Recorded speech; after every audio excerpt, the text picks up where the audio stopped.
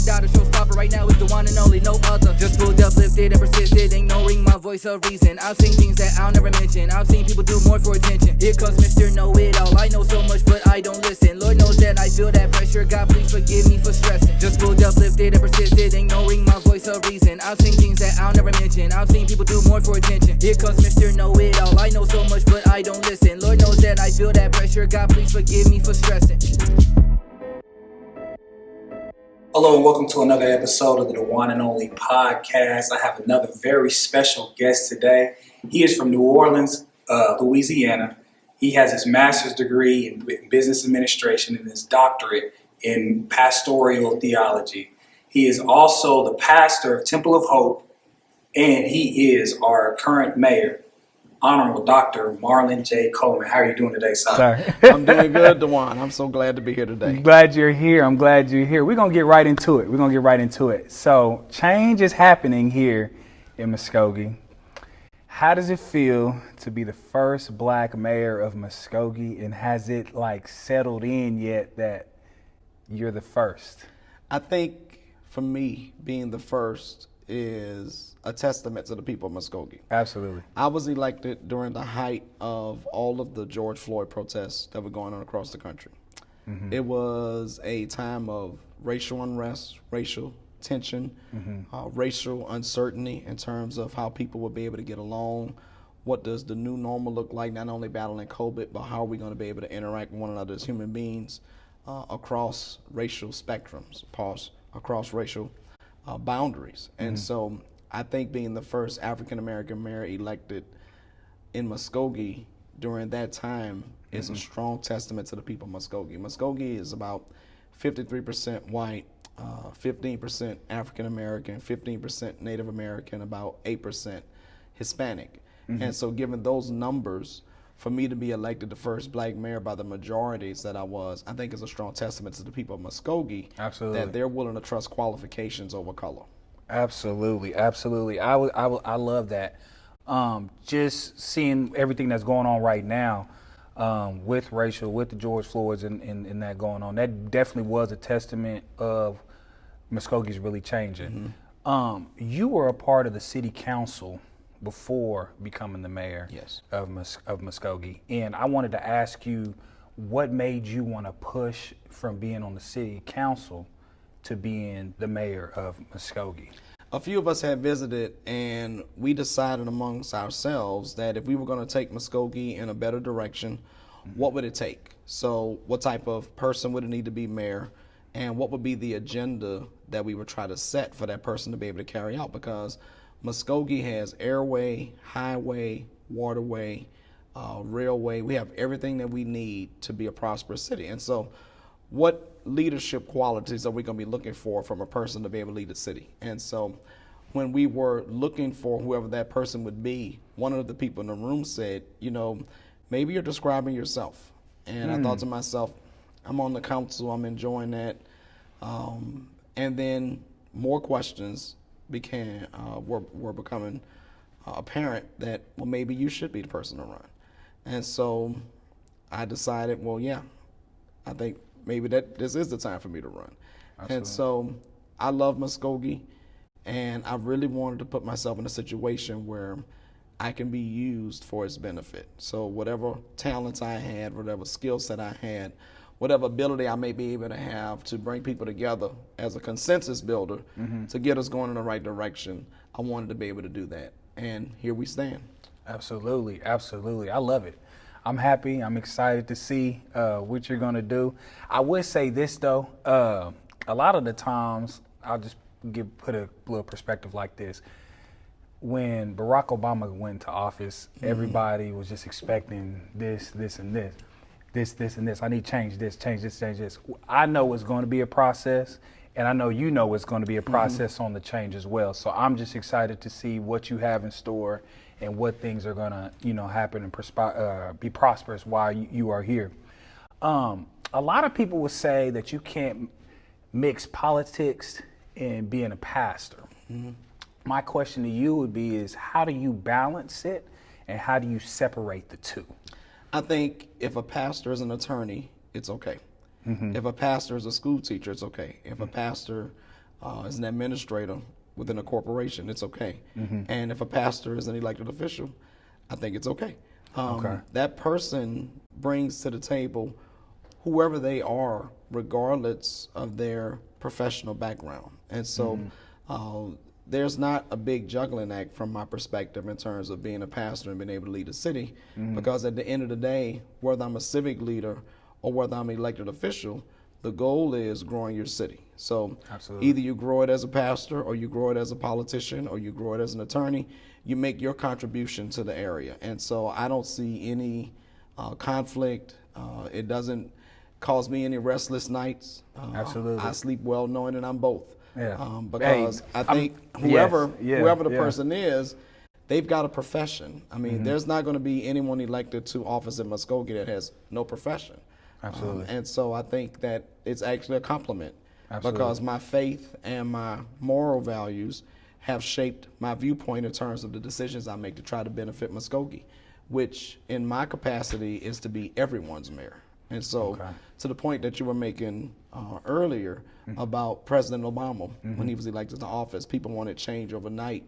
But I think there were a number of people who thought, in the black community, for example, what is this going to mean for us now that we have the first African-American president? Well, in retrospect, I think what it meant was he was one of the better presidents that we've had for all the people. And in my capacity as mayor, my responsibility is to be certain that all Muskogeans sleep good at night, knowing that they've got a bright future ahead of them. And so we want to work to that end for all colors, all demographics, all genders, all backgrounds, to be certain that people your age, your friends' ages, when they are here in Muskogee, this is where they want to raise their kids. This is where they want to send their kids to school. This is where they want to live, work, and play. And so all of that's going to take time.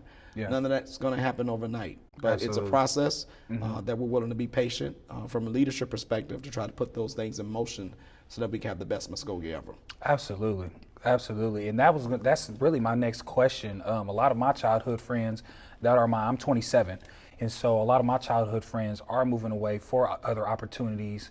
I say Broken Arrow, Tulsa, wherever the case may be, they're moving away for the opportunity, for better opportunity. And so there's that gap that's here in Muskogee where we have like the younger kids right now, and then we have a few people that are my age, and then really we have the retirement age. And so that gap right there in that middle is like alarming. What are you mentioned it earlier, but what are some of the things and the ideas that you have that are going to bring more young adults, whether it's nightlife or just regular pretty much job opportunities here in Muskogee?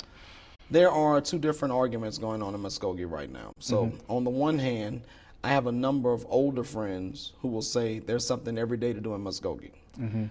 I flip that question and say to them, ask your adult grandkids what is there to do in Muskogee. You get a different answer.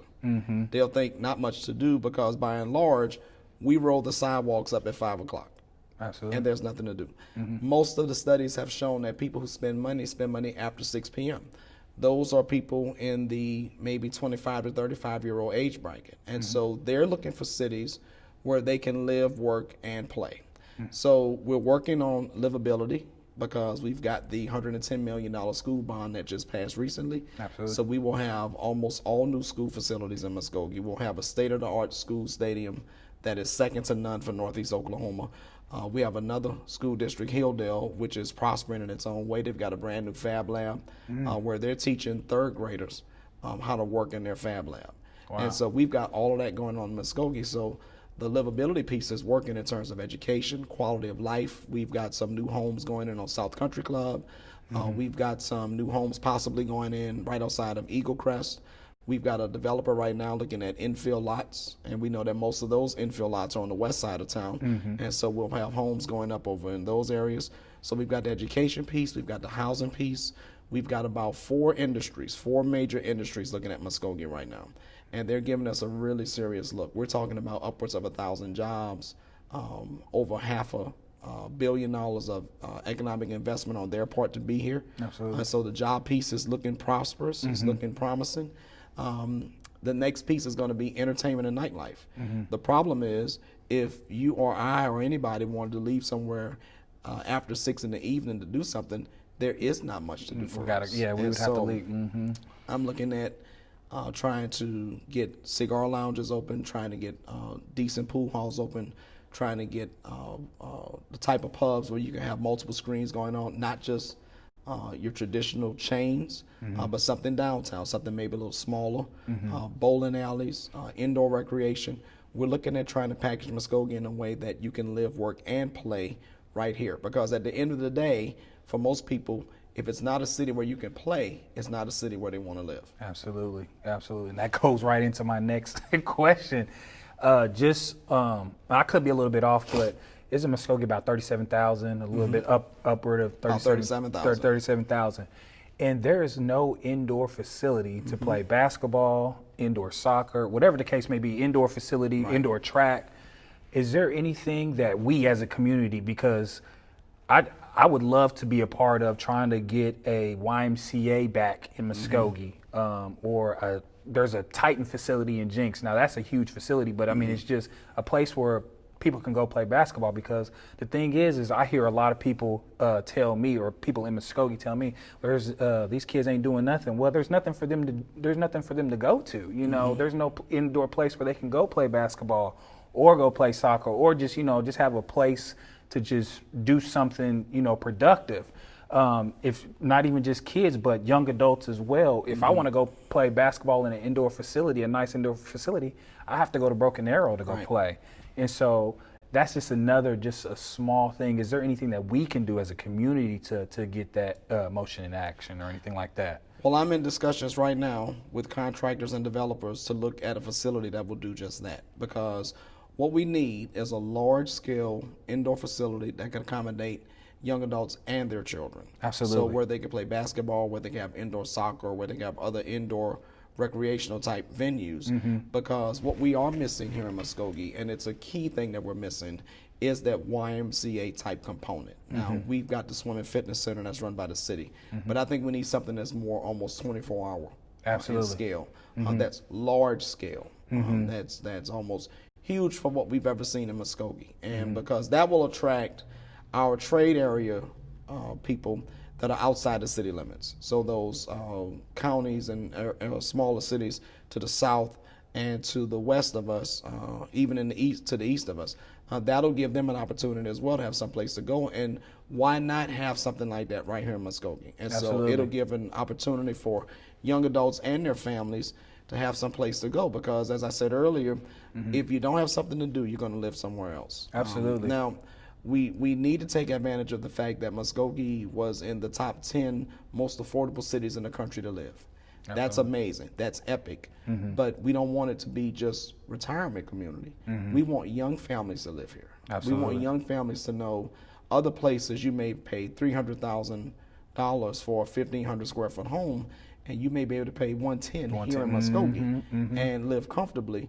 But we want to give you something to do as well. And so we're looking at that venue as a possibility in Muskogee. Absolutely, absolutely. And just switch gears back to, you becoming mayor, not even a month later, you're giving free masks out to the entire community of Muskogee. What went into that decision, and what made you want to go ahead and push the button for that to get that through? One of the things that we talked about at the city was that we wanted people to wear masks. We'll at least be able to provide a way for them to have masks. It was a new dynamic for most of the country at the time in terms of purchasing masks. I'm sure you remember the stories on the news about not being able to find masks and how we're going to get them produced. And so we thought as a city, let's give them to our population and ask them to voluntarily wear them. And the reason why we wanted to do that versus a mask mandate, Oklahoma City, for example, has over 1,100 police officers. They have a mask mandate with fines and penalties, and their numbers are skyrocketing. Tulsa has over 700 police officers. They have a mask mandate. The same week that Tulsa issued their mask mandate, their own police department conceded that they couldn't enforce it because they didn't have the manpower to do it. Their numbers are out of control. We have a voluntary mandate where we gave our residents masks, and we are daily asking them to wear them if you're going to be in close proximity to someone for longer than 10 or 15 minutes, if you're closer than 6 feet. to please wear your mask. And so we wanted to be able to give our the benefit of the doubt to our residents to have the best chance of succeeding during COVID-19 by giving them a mask. And if we had to do it all over again, I'd repeat it. I'd give mask out again, Absolutely. especially given the dynamic that we were able to do it financially using those CARES Act monies and monies from FEMA. Okay. And I love it. I was all aboard for it. I don't have my mask on now, y'all. Or I don't have my mask on now, but we are practicing our social safe distancing, using our hand sanitizers, checking our temperatures, and making sure everything is safe. My next question I would have to ask is, you kind of ran your platform on planning to fix the streets and the infrastructure here in Muskogee. I'm gonna tell you personally, I've replaced plenty of tires on a few of the potholes here in Muskogee. What plan is in place to do so? And I can already see on 24th Street where they are really trying to hurry up and finish making that road really, really smooth. So what are your plans on that, sir? Well, we have an infrastructure in Muskogee that's over 100 years old, and it has been inadequately maintained for that length of time. And so we're doing what we can to correct that problem by making certain that we have the money available to repair streets. We could either keep patching or we could try to repair and replace. We're trying to repair and replace. So voters passed a couple of years ago bond, $24 million, which was a match from the Community Foundation. So we'll have $24 million of streets projects going on over the next 3 or 4 years. And as you referenced earlier, we were on a fast track to correct 24th Street, to be certain that it was open, to be certain that we get it done correctly. It's been challenging working on 24th Street. But I was asked when I first went in, what is one of your number one priorities? And 24th Street, hands down, because it was lagging, it was taking too long. Well, now they're moving the ball. Now it's moving along pretty good. We've got a number of streets projects happening all over the city right now. Over the next few years, at one point in time, we'll probably have nearly $100 million in streets projects happening with the widening of Highway 69. That's going to be an office of Oklahoma Department of Transportation project, where instead of doing a bypass around Muskogee, they're actually going to widen 69, hopefully to be 7 lanes, the same way it is from Quick Trip down to Broadway. Okay. And so we've got a number of streets projects going on, but it's going to take some time to get those done, and then it's going to take some additional policy and procedural moves to be certain that we can adequately maintain those streets. Otherwise, we're going to have all streets, a lot, let me not say all, we'll have a lot of brand new streets, and then we'll have a problem maintaining them and even probably having to repair them in 2 or 3 years. So we want to be certain that we repair and replace, and that we also have a plan to maintain. And so that's going to take some time. The $24 million is not going to fix all streets. Oh, no, not at all. That is not going to no, fix yeah, all absolutely, streets. yeah. And people need to be very cognizant of that, because I think people are going to Where did $24 million go? No, it doesn't work like that. It doesn't work like that. In fact, to address the infrastructure under the ground, so water piping. I had someone to tell me they were working on a pipe. They got down to the pipe in the ground, and it was clay. Oh, my goodness. And it just instantly collapsed upon touch. We have that kind of infrastructure under the ground. And so you're talking about $500 million underground just to scratch the surface. That's not all the piping that needs to be done, because we don't know how bad it is. And so we have to address that at some point, while at the same time making certain that we address the surface projects, because for voters, for taxpayers, they are more inclined, myself included, to support projects that we call the sexy projects. So the projects that you can see, the projects that you can touch.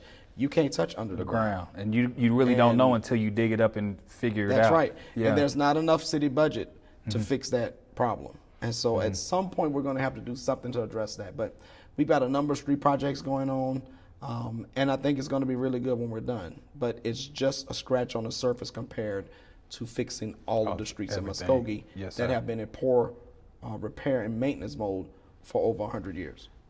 Okay.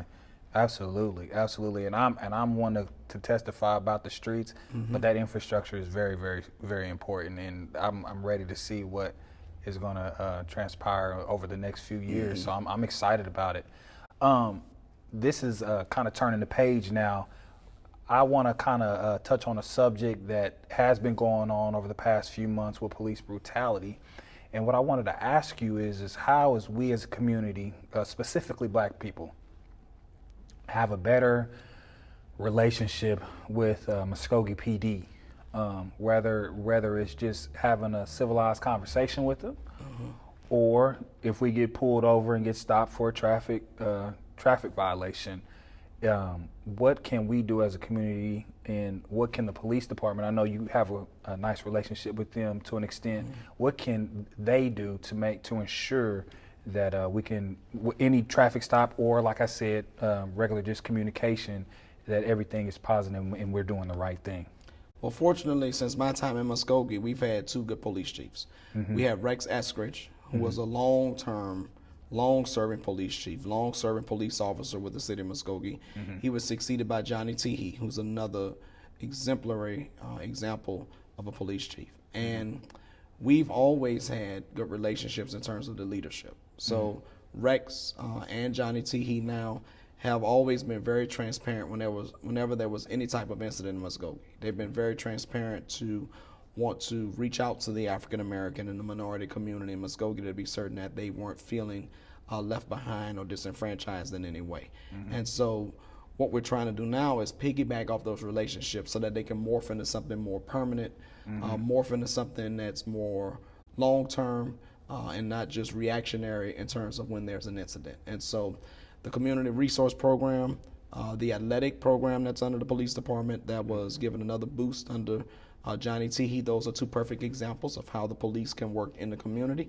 I think what the community's part is going to be is to be certain that we extend an olive branch in kind. And so we have a police chief and police leadership that are saying, hey, we want to be in the community, we want to be engaged in the community, we want to be proactive and not reactive. Then it's incumbent upon the community to say, likewise, we want to know more about police operations. We want to have a relationship where we have good feelings with one another. Absolutely. We're not an animosity position, Yeah. because Muskogee's been incredibly unique. And not to cut you off, but I've had, every time I've ever been pulled over, I've had a good interaction with them, but I have friends that didn't have a good, reaction with them. So when I'm talking to them, I'm like, well, what did you say? And what did they say to you? And, oh man, they told me to do this or they told me to do that. And I'm just like, well, to me, yeah, I understand what happened, but did you follow this? Did you give them what they wanted and Right. things like that? So I agree with what you're saying, but continue. I just wanted to kind of tell you how it was kind of presented to me a little bit throughout. If I'm just working or if I'm passing by and somebody comes and talks to me about it. So I mean, yeah. we put hundreds of thousands of dollars into body cams. Absolutely. For Muskogee Police. And that needs to be noted that whenever everybody there's does. an incident, Yes. I mean, those body cams are available to be reviewed. And so I've had similar stories told to me that my experience wasn't so great. It was, in fact, awful. And one of the first things I want to ask is, well, do you have the officer's name and did you request the body cam footage? And let's take it from there. Yes. And see how we can build upon whatever it needs that needs to be restored in terms of relationship. When Ferguson was going on, we had a shooting on 24th Street where a young man appeared to be in a posture where he was going to fire at a police officer. Immediately, the police department reached out to us in the community as clergy, as African-American leaders, and they said, hey, we've got a problem. This is what happened. Let's look at the video footage together. We looked at that footage together. We came up with some revolutionary plans in terms of community policing, in terms of transparency, in terms of body cam policies, to be certain that as a community we are as transparent as we can be with the residents so that no one feels like we have to do what the people did in Ferguson. And my heart to this day still goes out to the residents in Ferguson because Absolutely. they felt terribly disenfranchised.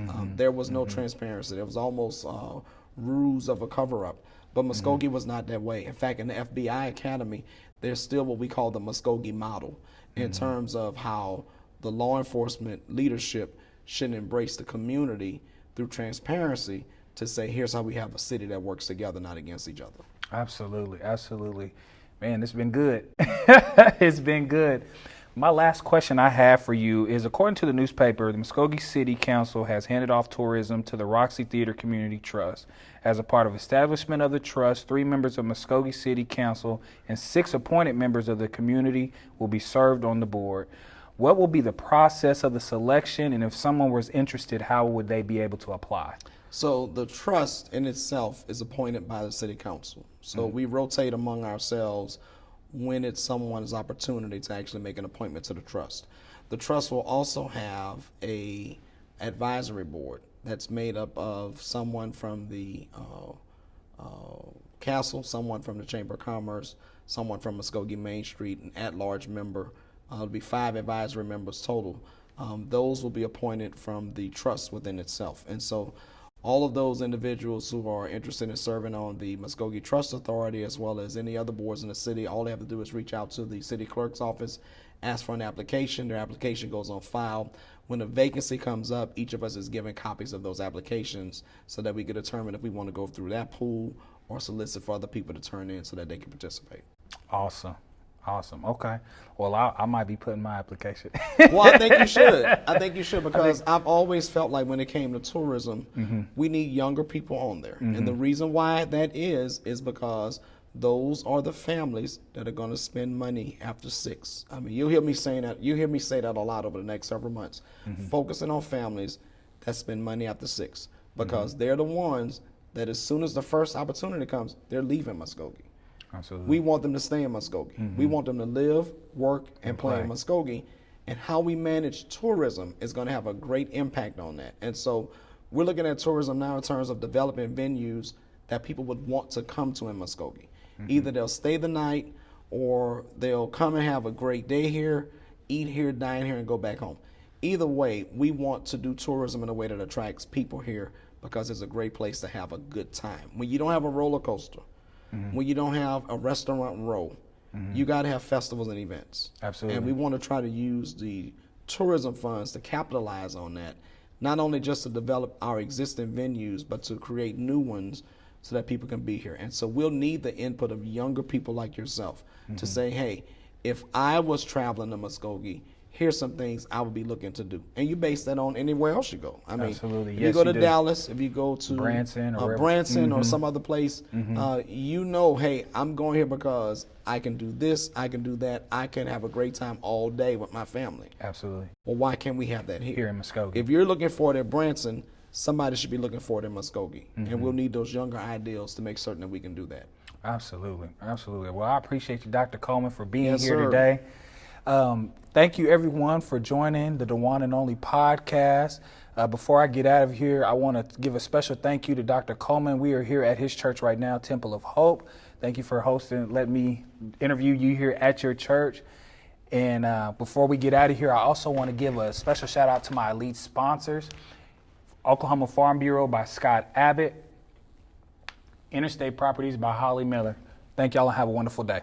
I am the John Dada showstopper, right now is the one and only, no other. Just pulled up, lifted, and persisted, ignoring my voice of reason. I've seen things that I'll never mention. I've seen people do more for attention. Here comes Mr. Know-It-All. I know so much, but I don't listen. Lord knows that I feel that pressure. God, please forgive me for stressing. Just pulled up, lifted, and persisted, ignoring my voice of reason. I've seen things that I'll never mention. I've seen people do more for attention. Here comes Mr. Know-It-All. I know so much, but I don't listen. Lord knows that I feel that pressure. God, please forgive me for stressing.